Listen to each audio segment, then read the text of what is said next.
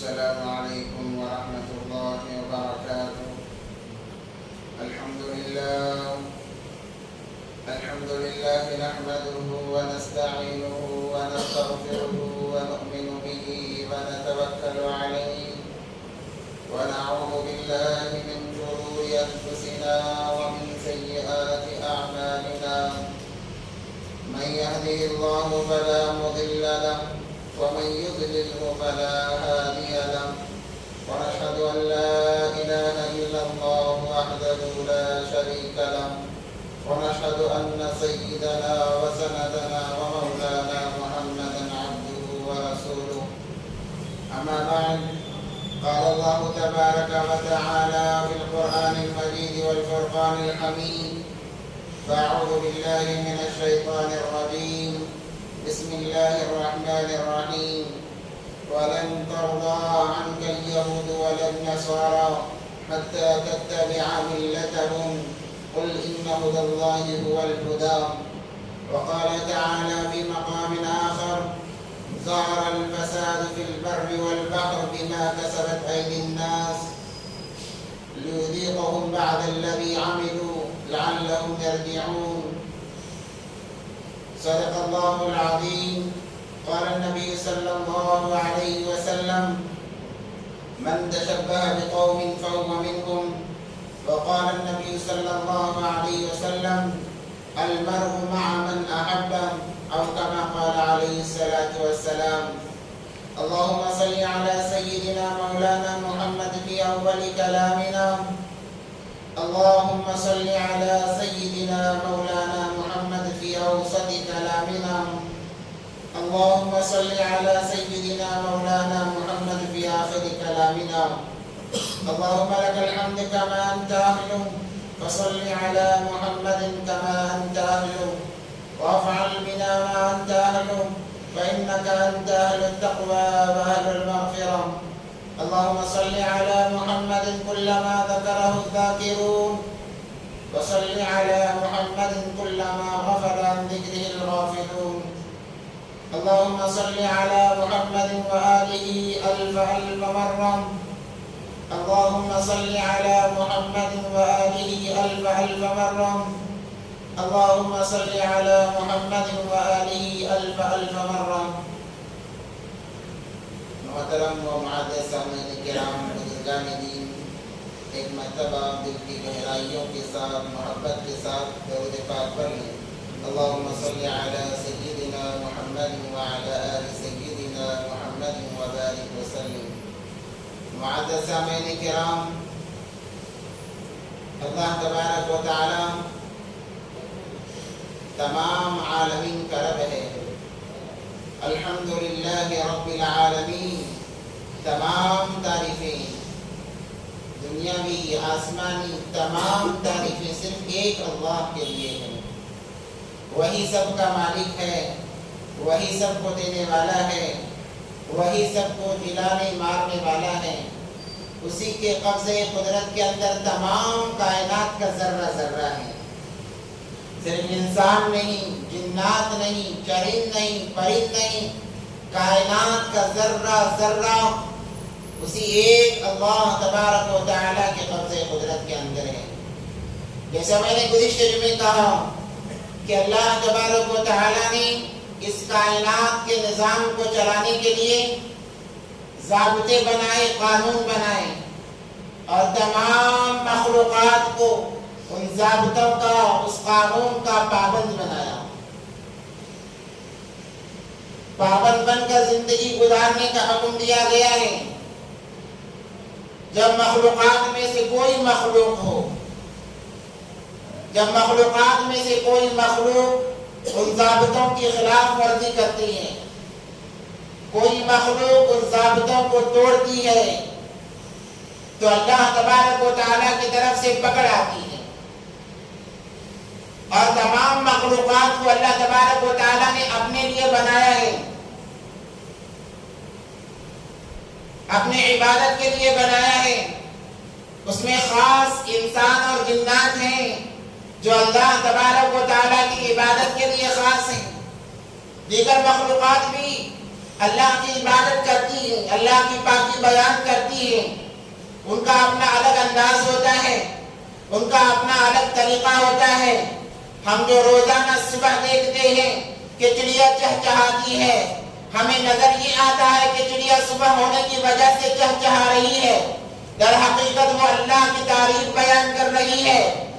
ہم دیکھتے ہیں کوئل صبح صبح گنگناتی ہے، ہم یہ سوچتے ہیں کہ صبح ہونے کی وجہ سے کوئل گیت گا رہی ہے، در حقیقت وہ اللہ کی تعریف بیان کر رہی ہے۔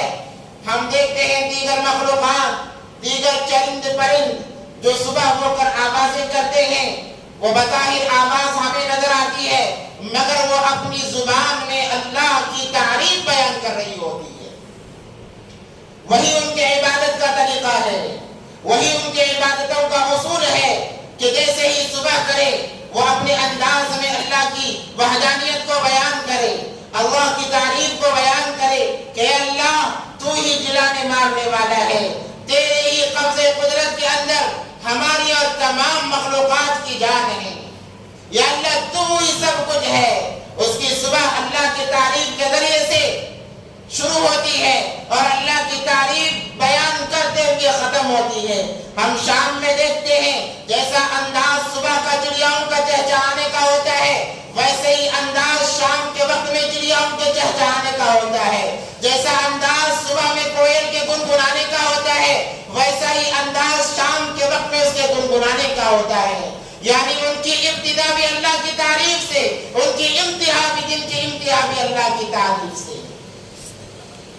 جب کوئی مخلوقات چرند پرندوں میں سے اللہ کی تعریف کرنا چھوڑ دیتی ہے، اللہ تبارک و تعالی حالات لاتے ہیں، عذابات لاتے ہیں، مصیبتیں لاتے ہیں کہ ایک پرند کو کسی اور پرندے کا شکار بنا دیتے ہیں، یا انسان کے حوالے اس پرندے کو کر دیتے ہیں۔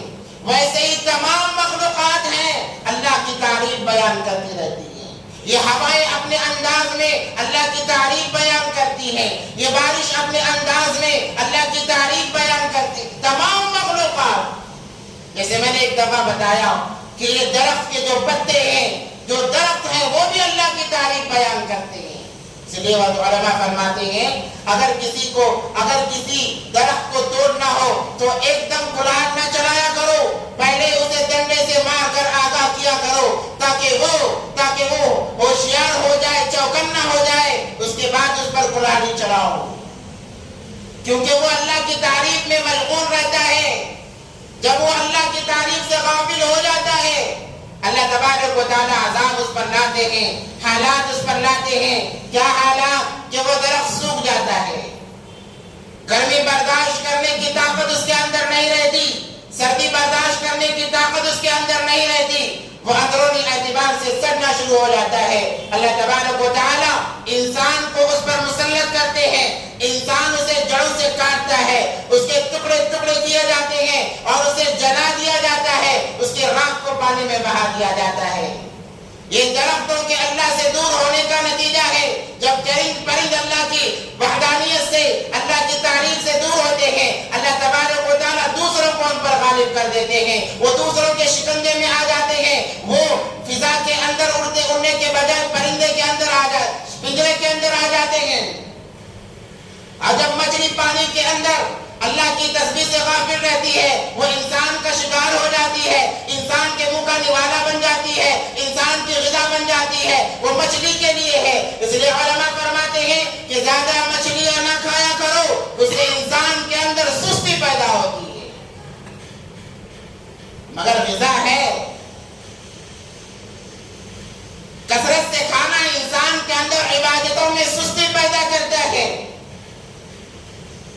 اور اس کے علاوہ چند مخلوقات ہیں جو غذا کے لیے بنایا گیا، ان کے لیے کوئی معاملہ نہیں ہے۔ الغرض بتانا یہ مقصود کہ جب یہ مخلوقات اللہ کی یاد سے غافل ہوئے، اللہ تبارک و تعالیٰ نے کسی نہ کسی کا شکار انہیں بنایا، کسی نہ کسی کے حوالے انہیں کیا ہے۔ ویسے ہی انسان جب اللہ کی یاد سے غافل ہو جاتا ہے، اللہ کی تعریف سے غافل ہو جاتا ہے، اللہ کی وحدانیت کو بیان کرنا چھوڑ دیتا ہے، اللہ کی عبادتوں سے غفلت کرنا شروع کر دیتا ہے۔ عبادتوں سے مراد کیا ہے؟ ہم عبادت سے مراد صرف یہ سمجھتے ہیں کہ نماز پڑھ لیا صرف ادا ہو گیا. نبی پاک صلی اللہ علیہ وسلم کا فرمان بنی الاسلام علی خمس الشہادۃ ان لا الہ الا اللہ واشہد ان محمدا عبدہ ورسولہ واقام الصلاۃ وایتاء الزکاۃ وصوم رمضان والحج من استطاع الیکم سبیلا. من استطاع الیہ سبیلا. یہ 5 ارکان ہیں. یہ 5 ارکان تمام کے تمام ملا کر اس کو عبادت کہا گیا. سب سے پہلے نمبر پر یہ ہے کہ اللہ کی گواہی دے کہ اللہ ایک ہے. اللہ کی ذات تنہا تنہا مالک ہے. نبی پاک صلی اللہ علیہ وسلم اللہ کے رسول ہیں اور آخری رسول ہیں. ان کے بعد کوئی نبی نہیں, ان کے بعد کوئی رسول نہیں, وہی خاتم النبیین ہیں. اس بات کا اقرار کرے اشہد ان لا الہ الا اللہ واشہد ان محمدا عبدہ ورسولہ. اس کے بعد دوسرے نمبر پر آتا ہے وإقام الصلاۃ, نماز کا قائم کرنا, وإیتاء الزکاۃ, جس پر زکوٰۃ حج فرض ہے اس زکوٰۃ کو ادا کریں, وصوم رمضان, رمضان المبارک کے روزے رکھے, والحج من استطاع الیہ سبیلا, جس پر حج فرض ہے جو وہاں کے خرچے کو برداشت کر سکتا ہے وہ حج بھی ادا کرے. یہ عبادات ہیں. اس لیے اللہ نے فرمایا وَمَا خَلَقْتُ الْجِنَّ وَالْإِنسَ إِلَّا لِيَعْبُدُونَ. اے انسانوں کی جماعت, اے جنوں کی جماعت, میں نے تمہیں بس اپنے عبادت کے لیے پیدا کیا ہے. اللہ کی عبادت سے مراد یہ 5 بنیاد ہیں, بنیادی باتیں ہیں. یہ 5 بنیادی باتیں ہیں. جب انسان ان 5 بنیادی باتوں سے دور ہوتا ہے, اپنے آپ کو الگ کر لیتا ہے, اللہ کی طرف سے حالات آتے ہیں, عذابات آتے ہیں. جیسے میں نے کہا عذابات شکلیں بدل بدل کر آتے ہیں. عذاب کی ایک شکل نہیں ہوا کرتی, شکلیں بدل بدل کر عذابات آتے ہیں. پھر انسان عذاب سے, اللہ کے عذاب سے بچنے کے لیے تدبیریں اپنانا شروع کر دیتا ہے. دیکھو ایک ہوتی ہے تقدیر اور ایک ہوتی ہے تدبیر. تقدیر اللہ کی ہے, تدبیر انسان اپناتا ہے. مگر ہر معاملے میں, ہر وقت میں ہمیشہ تدبیر پر تقدیر غالب آ جاتی ہے. بڑی باریکی بیان کر رہا ہوں, غور سے سماعت فرمائیں کہ ایک تقدیر ہوتی ہے جسے اللہ نے لکھ دیا ہے, اور ایک تدبیر ہے جسے انسان اپناتا ہے. انسان کوشش کرتا ہے مگر ہوتا وہی ہے جو اللہ نے لکھا ہے, وہ ہوتا وہی ہے جو اللہ کی طرف سے طے شدہ ہے, جسے ہم تقدیر کہتے ہیں. جیسے نوح علیہ السلام نے قوم کو سمجھایا, بار بار آگاہ کیا, قوم نے نہ مانا اور منکر بنی رہی, انکار کرتی رہی اور ستاتی رہی نوح علیہ السلام کو, عذاب کو پکارتی رہی کہ عذاب کب آئے گا تمہارے اللہ کا. اتنے سال بیت گئے, تم 950 سال ہمارے درمیان ٹھہرے رہے, اللہ کا عذاب تو آیا نہیں, کب آئے گا اللہ کا عذاب. اللہ کے عذاب کو دعوت دیتے رہے. الغرض اللہ کا عذاب آیا, جیسے آپ نے سماعت فرمایا, بارش کی شکل میں, پانی کی شکل میں. جہاں سے انسان روٹیاں پکاتا ہے, تنور سے پانی کے شعلے بھڑکنے لگے. سوچ بھی نہیں سکتا انسان کہ یہاں سے بھی پانی آ سکتا ہے. زمین کے ذرے ذرے سے پانی کے فوارے پھوٹنے لگے, آسمان سے بارش برسنے لگا. الغرض جو نوح علیہ السلام کے ماننے والے تھے, ان کو لے کر نوح علیہ السلام کشتی میں سوار ہوئے. اپنے بیٹے کو کہا, ایک بیٹا ان کا منکر تھا, انکار کیا کرتا تھا. بیٹے کو کہا یا بنی ارکب معنا ولا تکن مع الکافرین, اے بیٹے آجا, تو بھی کشتی میں آجا. تیرے 3 بھائی تو کشتی میں سوار ہیں, تو کیوں اکیلا رہتا ہے؟ آجا, یہ اللہ کا عذاب ہے.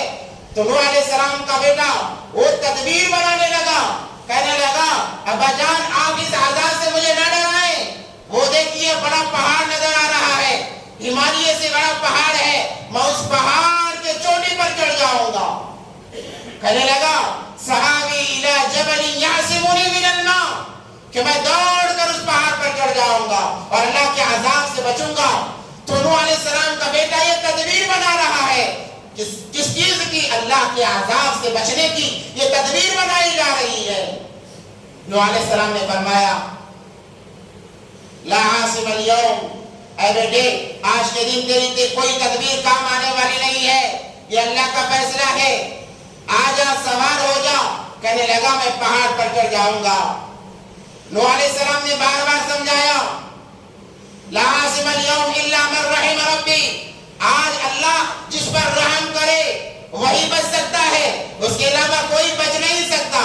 مگر وہ تدبیر بنانے کے لیے نکل گیا، اللہ کا عذاب آیا اور اسے ایسے دبوچا کہ اس کا نام و نشان مٹا کر رکھ دیا۔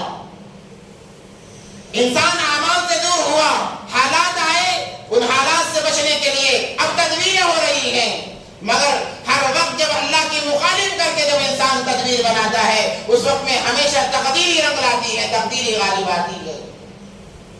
ویسے ہی نمرود نے تدبیر بنائی، حضرت ابراہیم علیہ نبینا علیہ السلام کو کہا بلاؤ تمہارے اللہ کو، تمہارے اللہ سے میں جنگ کروں گا، تمہارے خدا سے میں جنگ کروں گا۔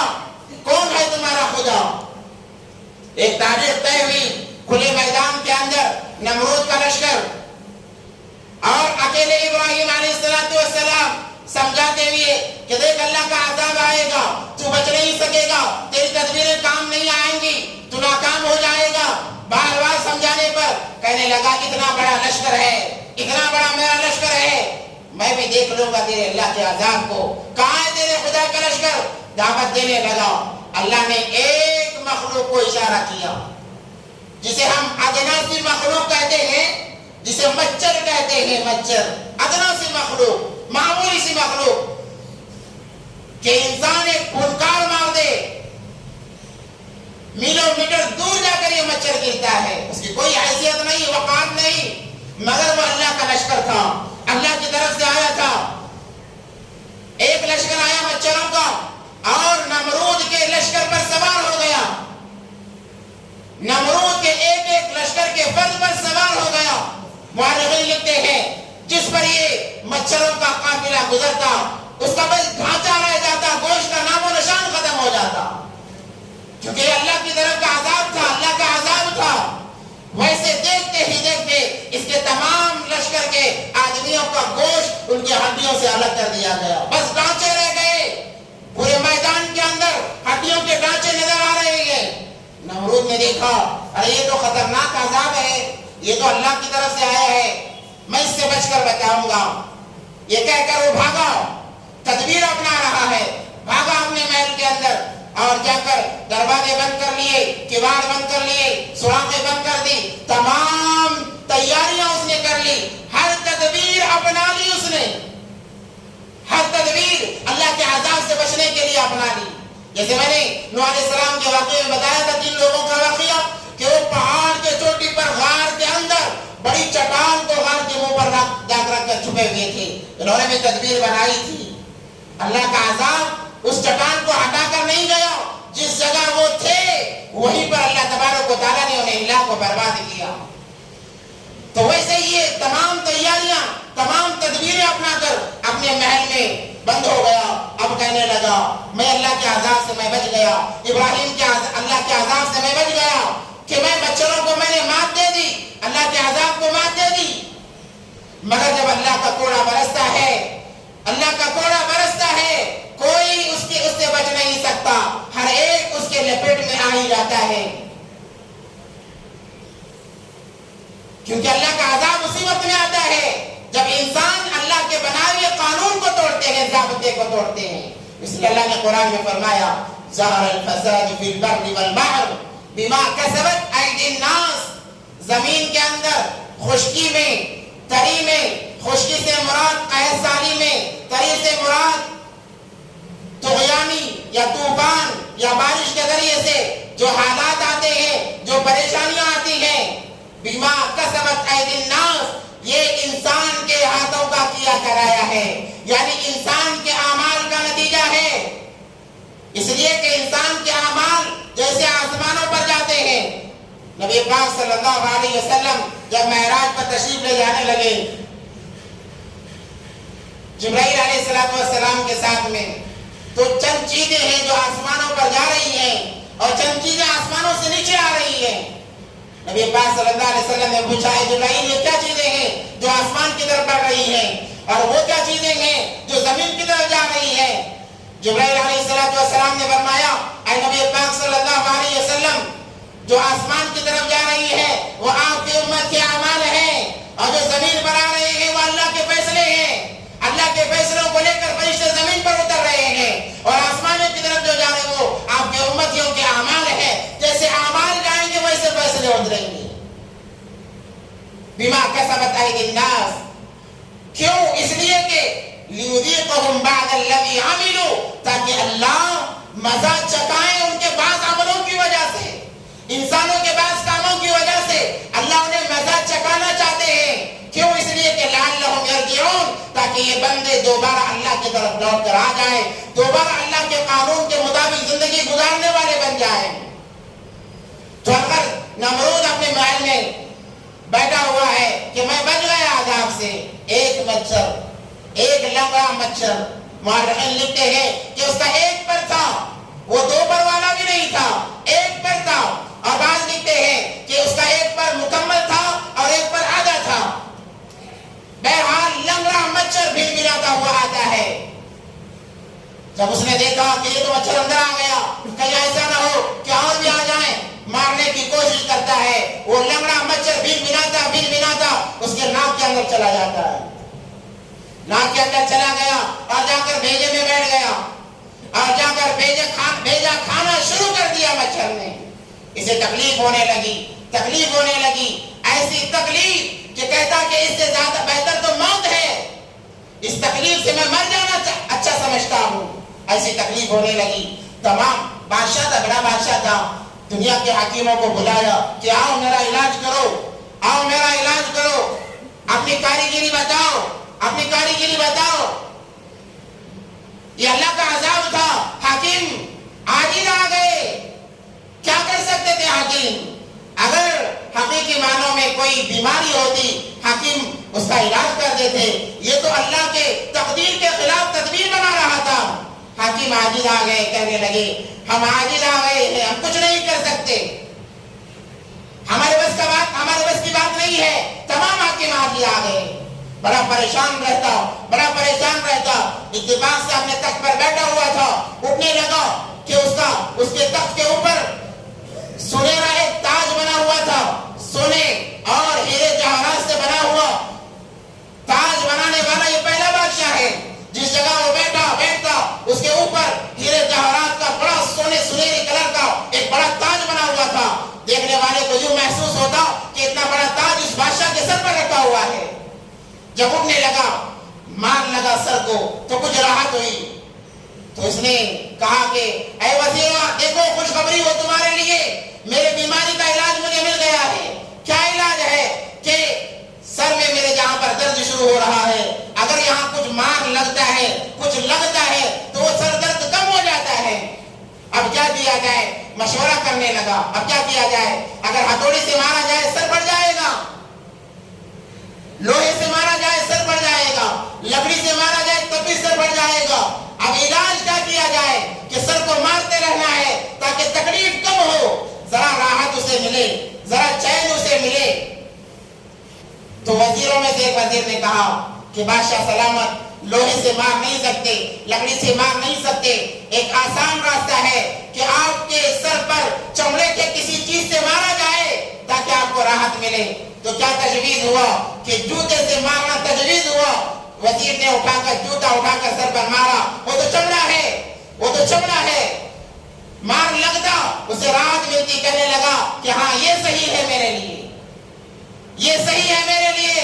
اللہ بتانا چاہتا تھا جب انسان اللہ کے خلاف جا کر تدبیر بناتا ہے، اللہ تبارک و تعالی عزت کے مقام میں اسے ذلیل کر کے بتا دیں گے۔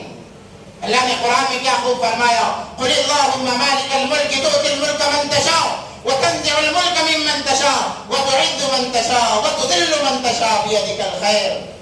عزت دینے والی ذات بھی اللہ کی ہے، ذلت دینے والی بھی ذات اللہ کی ہے۔ اگر اللہ کسی کو عزت دینے پہ آئے ساری دنیا ایک طرف ہو جائے، عزت دے نہیں سکتی۔ اگر اللہ کسی کو ذلیل کرنے پر آئے ساری دنیا ایک طرف ہو جائے، اسے ذلیل کر نہیں سکتی۔ عزت و ذلت کا مالک صرف تنہا اللہ تبارک و تعالی ہے۔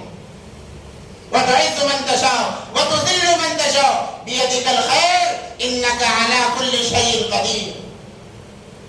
اب ایک وزیر طے ہو گیا، جیسے وہاں کا تخت پر بیٹھتا، بلکہ ہر وقت ایک وزیر جوتا لے کر اس کے سرہانے کھڑا رہتا. بادشاہ کو جب درد ہوتا وہ اشارہ کرتا کونی سے، وزیر بڑے مجمع کے اندر اس کے سر پر جوتا مارتا. اللہ نے ایسا ذلیل کیا کہ قیامت تک یہ بات قائم و دائم رہے گی کہ اللہ ذلت دینے پر آئے تو ایسے ذلیل کرتے ہیں. علماء نے فرمایا کہ 40 سال تک وہ جوتا کھاتا رہا. بعض علماء نے تو یہاں تک فرمایا کہ 400 سال تک وہ وزیر اسے جوتا مارتا رہا بڑے مجمع کے سامنے، وزیروں کے سامنے. اللہ نے اتنا ذلیل کیا اور ذلت کی موت دی کہ ایک مرتبہ اس نے وزیر کو کونی ماری کہ ماں یہاں تکلیف ہو رہی ہے. وزیر نے غصے میں زور سے مارا، اس کا سر پھٹ گیا اور اس میں سے وہ مچھر نکل رہا ہے. علماء فرماتے ہیں کہ چڑیا سے بڑا ہو گیا تو وہ مچھر بھیجا کھا کر. اللہ نے کیسی ذلت کی موت دی. جب انسان تدبیر کرنے کو منع نہیں کیا گیا، تدبیریں اپنانی چاہیے، مگر وہ تدبیریں اللہ سے بغاوت کے لیے نہ ہو، اللہ سے دشمنی کے لیے نہ ہو، اللہ سے جنگ کے اعلان کے لیے تدبیریں نہ بنائی جائیں. تدبیریں بناؤ اور اس تدبیر کو تقدیر کے حوالے کر دو، اللہ کے تابع کر دو.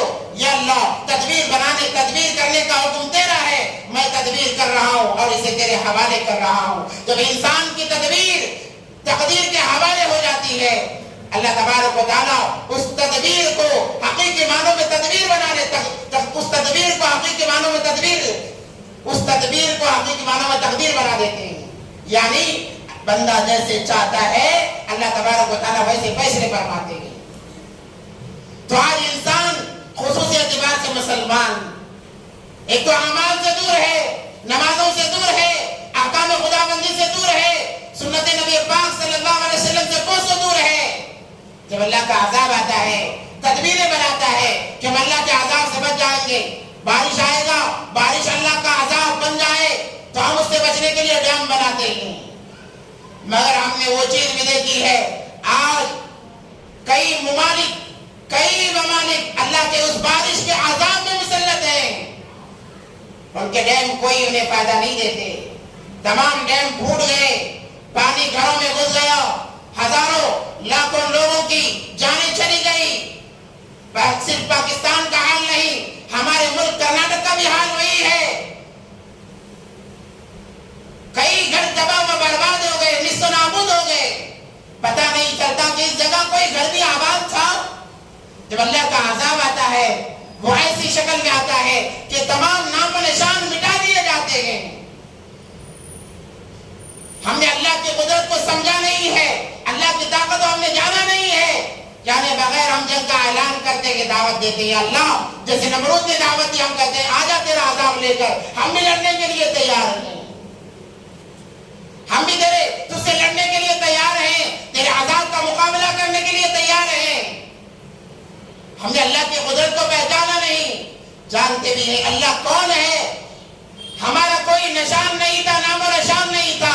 اللہ نے انسان بنایا، خدا کی ذات تو وہ ہے. تخرج الحی من المیت وتخرج المیت من الحی.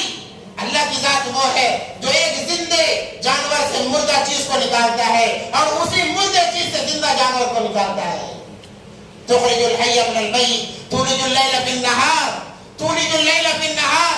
اللہ رات کے اندھیرے سے دن کے اجالے کو نکالنے والا ہے اور دن کے اجالے میں سے رات کے اندھیرے کو لانے والے ہیں.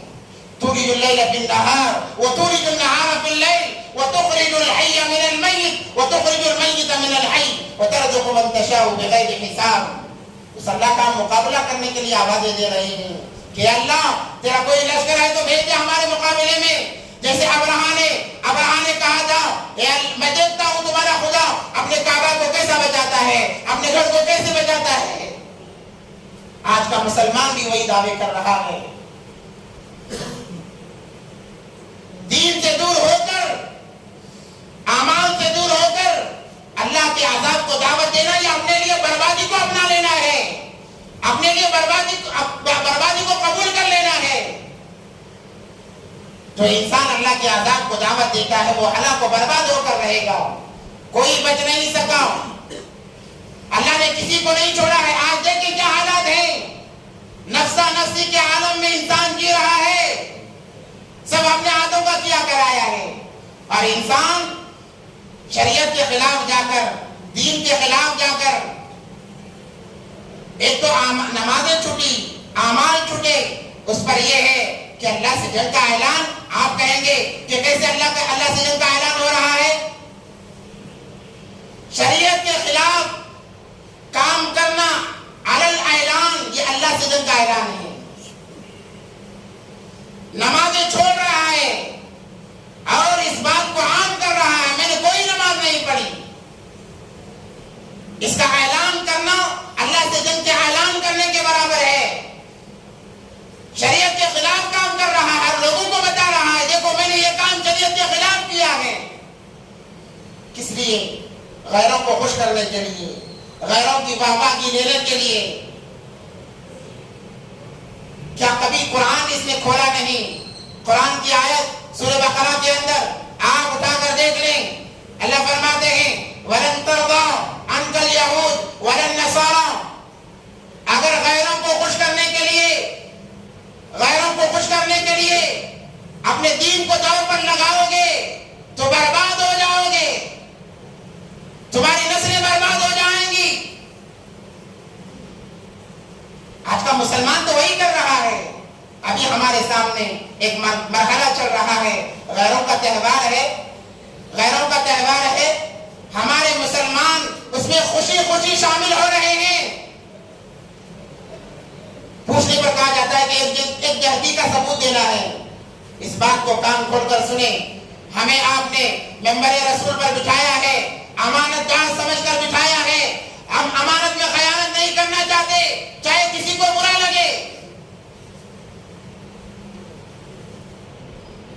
ممبر رسول پر بیٹھ کر مخلوق کی تعریف کرنا نہیں ہے بلکہ خالق کی تعریف کرنا ہے، وحدانیت کو بتانا ہے۔ نبی پاک صلی اللہ علیہ وسلم کا فرمان سچ بات کہو اگرچہ کسی کو کڑوی لگے، اور ہمیشہ سچ بات کسی نہ کسی کو کڑوی ضرور لگتی ہے۔ غیروں کے تہوار میں ہمارے مسلمان جو کلمہ پڑھنے والے ہیں، کلمہ لا الہ الا اللہ پڑھنے والے ہیں، وہ شامل ہوتے ہیں اور یہ سمجھتے ہیں، کہتے ہیں کہ ہم ایک جہتی کا ثبوت دے رہے ہیں۔ کون سا ایک جہتی کا ثبوت دے رہے ہو؟ ارے مسلمان کون سے ایک جہتی کا ثبوت دے رہا ہے؟ تو نے کلمہ لا الہ الا اللہ پڑھ کے اپنے آپ کو غیروں سے الگ کیا ہے۔ تیری مثال ایمان والے کی ہے، جب تک تو دنیا میں باقی رہے گا اللہ تیرے ایک کے لیے کائنات کے نظام کو چلائیں گے، اور تو ایک جہتی کے لیے غیروں کا ساتھ دیتا ہے، غیروں کی خوشی میں خوشی مناتا ہے۔ نبی پاک صلی اللہ علیہ وسلم جب ہجرت کر کے مدینہ منورہ گئے، دیکھا یہود روزہ رکھ رہے 10 محرم الحرام کو، صحابہ نے بھی روزہ رکھا۔ نبی پاک صلی اللہ علیہ وسلم نے فرمایا اے صحابہ، اے میرے صحابہ 2 روزے رکھو۔ صحابہ نے پوچھا کیوں؟ اس لیے کہ تم دیکھتے ہو یہود بھی روزہ رکھتے ہیں، تم بھی روزہ رکھتے ہو، کہیں مشابہت نہ ہو جائے، کہیں مشابہت نہ ہو جائے، اس لیے تم 2 روزے رکھو۔ نبی پاک صلی اللہ علیہ وسلم کا فرمان من تشبہ بقوم فہو منہم، جو انسان جس کی شباہت اختیار کرتا ہے، جس کا طریقہ اختیار کرتا ہے، وہ انہی میں سے ہو جاتا ہے۔ دیکھنے میں آیا کہ مسلمان غیروں کو خوش کرنے کے لیے انہوں نے خود پتلے منگائے، پتلوں کو سجایا اور پٹاخے پھوڑے۔ ایسا ایمان والا ہونے سے تو نہ ہونا اچھا تھا۔ جب تو نے غیروں کی خوشی میں اپنی خوشی سمجھی، جب تو نے پٹاخہ لگایا، اس پٹاخے کی پہلی چنگاری سے تیرا ایمان جل کر خاک ہو گیا۔ اگر اسی پر باقی رہا، تیری بیوی تجھ پر حرام ہو جائے گی، تیری اولاد ناجائز ہو جائے گی۔ توبہ کرو، اللہ کے دربار میں توبہ کرو، دین کو مذاق نہ بناؤ۔ اور کتنے عذابوں کا انتظار ہے؟ کیا قوم لوط کے عذاب کو ہم دیکھنا چاہتے ہیں کہ اللہ نے جبرائیل امین کو بھیجا، جبرائیل امین نے زمین کو اٹھایا اور 7 آسمانوں پر لے گئے اور وہاں سے لے جا کر پٹخ دیا۔ جو عذاب کا ہمیں انتظار ہے، کہتے ہیں کہ ہم ایک جہتی کی مثال دیتے ہیں، ہم ہی کیوں مثال دیں؟ وہ کیوں رمضان میں روزے نہیں رکھتے؟ وہ کیوں نمازیں نہیں پڑھتے؟ کیا کبھی انہوں نے ایک تحقیقی مثال دی ہے؟ چلو ہم بھی تمہارے ساتھ نماز میں شامل ہو جاتے ہیں، چلو ہم بھی تمہارا کلمہ پڑھ لیتے ہیں، چلو ہم بھی اسلامی لباس اپنا لیتے ہیں، چلو ہم بھی چہرے پر داڑھی سجا لیتے ہیں، چلو ہم بھی زکوٰۃ و خیرات کرتے ہیں، چلو ہم بھی نمازیں پڑھ لیتے ہیں۔ انہوں نے کیوں ایک جیسی کی مثال نہیں دی؟ ہم کیا ثابت کرنا چاہتے ہیں؟ چند کوڑیوں کے لیے ایمان کو بیچنے والا مسلمان، ارے اس سے اچھا تو یہ تھا تو پیدا ہی نہ ہوا ہوتا، کاش تیری ماں نے تجھے جنا نہ ہوتا۔ یہ میرے الفاظ نہیں، حدیث کے ایسے ہی الفاظ ہیں۔ اٹھاؤ صحیح مسلم، اٹھاؤ صحیح بخاری، اٹھاؤ ابن ماجہ اور دیکھو احادیث کے ترجمے کو دیکھو۔ یہ سوچنے سے پہلے اگر تمہیں موت آ جاتی تو بہتر تھا۔ اسلام داغدار تو نہ ہوتا، شریعت داغدار تو نہ ہوتی۔ اس آیت کا کیا مقابلہ کرو گے؟ اللہ نے تو اعلان اعلان کہہ دیا وَلَن تَرْضَىٰ عَنْكَ الْيَهُودُ، تم چاہے جو کرنا ہے کر لو، یہ غیر تم سے راضی نہیں ہوگا، یہ راضی نہیں ہوگا۔ وہ تمہارے ایمان کو چھیننا چاہتا ہے، تمہارے دل کے اندر جو ایمان کی چنگاری ہے اس کو بجھانا چاہتا ہے۔ میں نے گزشتہ میں بھی کہا اگر انسان اپنے جسم کا چمڑی نکال کر جوتا بنا کر بھی اسے پہنائے گا وہ راضی نہیں ہوگا۔ اس کا مقصد تو صرف یہ ہے کہ ہمارے سینے میں ایمان نہ رہے، ہمارے سینے میں ایمان کی چنگاری نہ رہے، اس کا مقصد تو یہ ہے۔ اور ہم کہتے ہیں کہ جتی کے لیے چلو وہ بھی کر لیں گے، ایک بھی کر لیں۔ ہماری آخری بات بتا کر اپنی بات کو ختم کروں گا۔ ہمارے ایک دوست نے اسٹیٹس رکھا کہ وہ مبارکباد دے رہا ہے، فلاں چیز کی مبارکباد ہو، تو میں نے کہا ایسا کہنا بھی گناہ ہے۔ تو مجھے رپلائی میں کہتا ہے کیا مفتی صاحب آپ بھی پرانے زمانے کی بات کر رہے ہیں؟ آج کے حالات کے حساب سے یہ ضروری ہے تاکہ انہیں وہ سمجھے کہ ہم ان کے ساتھ ہیں۔ تو میں نے کہا حدیث ہے ابن ماجہ کی، المرء مع من احب، کہ انسان جس سے محبت کرتا ہے کل قیامت کے دن اسی کے ساتھ اٹھایا جائے گا۔ چاہے جس سے محبت کرنا ہے کر لو، کھڑے ہو کر پیشاب کرنے والوں سے محبت کرو گے کل قیامت کے دن اسی کے ساتھ اٹھایا جاؤ گے۔ کیا یہ حدیث تمہیں نظر نہیں آتی؟ نبی پاک صلی اللہ علیہ وسلم کا فرمان نظر نہیں آتا؟ پھر کس منہ سے ہم کہتے ہیں کہ ہم انہیں محسوس احساس دلانا چاہتے ہیں ہم ان کے ساتھ میں ہیں؟ خبردار یہ زبان سے الفاظ نہ نکالنا کہ ہم ان کے ساتھ ہیں، ہم ان کے ساتھ نہیں ہیں۔ ان کا معاملہ الگ ہے، ہمارا معاملہ الگ ہے۔ ان کے ساتھ کا معاملہ ہمیں نظر آتا ہے۔ کبھی پڑوسی کا خیال کیا ہے؟ اپنا پن کا احساس دلا رہے ہو؟ کبھی اپنے بھائیوں کا احساس تمہیں آیا ہے تمہارے دل میں؟ بھائیوں کے مال کو تم نے ہڑپ لیا، ان کے حقوق کو تم نے ختم کر دیا، اپنے بھائیوں کے حقوق یاد نہیں رہے، پڑوسیوں کے حقوق یاد نہیں رہے، تمہیں غیروں کے حقوق یاد آنے لگے۔ ایک اللہ والے قریب کے زمانے میں گزرے ہیں، کتابوں میں لکھا ہے کہ ان کی ایک اور تقریب تھی جسے ہولی کہتے ہیں۔ وہ جا رہے تھے، پان کھائے تھے، جا رہے تھے، گدھا بندھا ہوا دکھا، جاتے جاتے کہنے لگے اے گدھے آج تو فلاں قوم کی عید ہے، وہ خوشی منا رہے تو اس میں شامل نہیں ہوگا، چل میں تیرے ساتھ اس خوشی کو اپنا لیتا ہوں۔ یہ کہہ کر جو پان کھا رہے تھے اس گدھے پر تھوک دیا اور کہا سمجھ یہی تیری عید ہے۔ انتقال ہوا، کسی اور اللہ والے کے خواب میں آئے، انہوں نے پوچھا کیا گزری؟ کہا کہ میرے ساتھ بڑا سخت معاملہ ہوا، میرے لیے ہدایت کی مغفرت کی دعا کرو۔ کہنے لگے تم تو بڑے اللہ والے تھے، معاملہ ایسا کیوں بدل گیا؟ کہنے لگے میری ایک غلطی کی وجہ سے کہ میں نے کسی اور قوم کی شفاعت اختیار کی۔ اللہ نے کہا کہ میرا بندہ ہو کر، ایمان والا ہو کر غیروں کی شفاعت اختیار کرتا ہے، جاؤ انہیں کے طریقے پر جہنم میں چلا جاؤ، میرے لیے دعا کرو۔ اس لیے اللہ سے دعا ہے کہ اللہ تبارک و تعالیٰ ہم تمام کو ایمان والا بن کر رہنے کی توفیق عطا فرمائے، اور ایمان کی حالت میں اللہ تبارک و تعالیٰ ہم تمام کو موت دے۔ اور اس حدیث کو ہم اپنے سامنے رکھیں، المرء مع من احب، انسان جس سے محبت کرتا ہے چاہے وہ کسی سے بھی محبت کرے کل قیامت کے دن اسی کے ساتھ اٹھایا جائے گا۔ وآخر دعوانا الحمدللہ رب العالمین۔